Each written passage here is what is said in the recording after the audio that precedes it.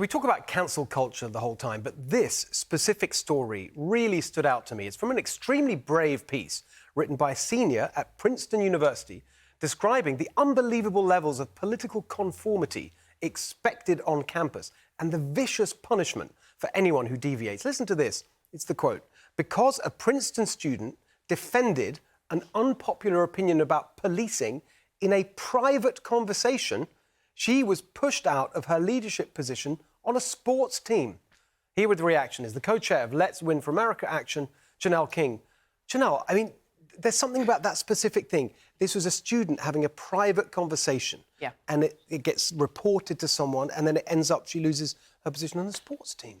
Okay, so I think the reason why this is such an interesting topic to me is because you keep hearing these conversations around inclusiveness, around making space for everyone. Yeah. They keep saying things like we should open doors for everyone to be able to share their perspective. But for some reason, that perspective is only the perspective of the left. Because the moment a Republican or a conservative or a student that's even independent who has a rights, or maybe a right-leaning perspective, the moment they open their mouth, they're shut down. What about their mental health?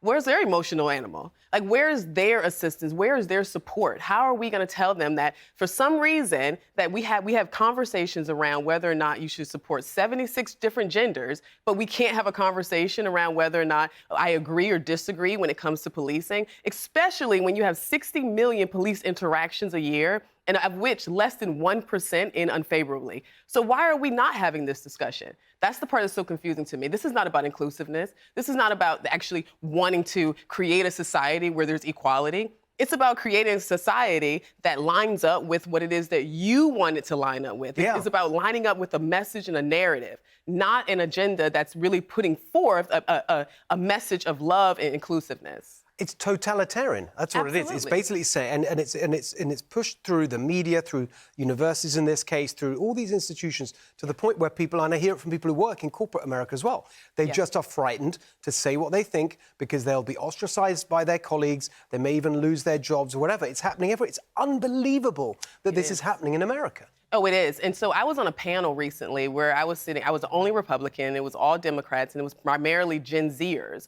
And during the panel, I stated, that we have to stop saying that this is a democracy. It's not. We're in a constitutional republic. Right. And a young girl came up to me after the panel, and she said I had never heard that before. She had to Google it. She was like, I Googled what is a constitutional republic. Now, how is it that you're in college and you don't know that we're not a democracy, that we are a constitutional republic? So instead of teaching us about, like I said, 76 genders, how about you teach us actually what the country is and what we were founded on? And then that may lead to some really vibrant conversations that will help the younger generation fully understand how we got here today. But just to allow people to have conversations, to just say, it's extraordinary. I mean, I always, when we moved here, and people would talk about, you hear people on the right talk about communism and like describing Democrat policies as communist. I always thought that was a little bit over the top. But actually, this kind of thing, it does remind me of what happened back in Hungary, where my family are from, where you just didn't want to speak out because it would really hurt you.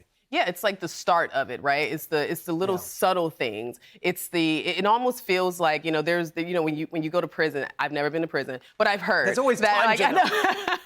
I've heard that in prison that you have to either join a gang or some type of organization or to feel supported. Well, we have kids now that are not being taught how to have emotional strength within themselves. They lean on external validation for everything. Yeah. And then when you tell them that this external validation comes from people who is telling you how to think and not teaching you teaching you what to think versus teaching you how. I know. And when you start telling them that this external validation is dependent upon that type of messaging, we have a problem because now you create emotionally weak individuals, and then God forbid you have one perspective that doesn't line up with what you think it should line up with. Now you're out it. So, we do have a problem, but fortunately, we may have a solution. Hey, Sean Hannity here. Hey, click here to subscribe to Fox News YouTube page and catch our hottest interviews and most compelling analysis. You will not get it anywhere else.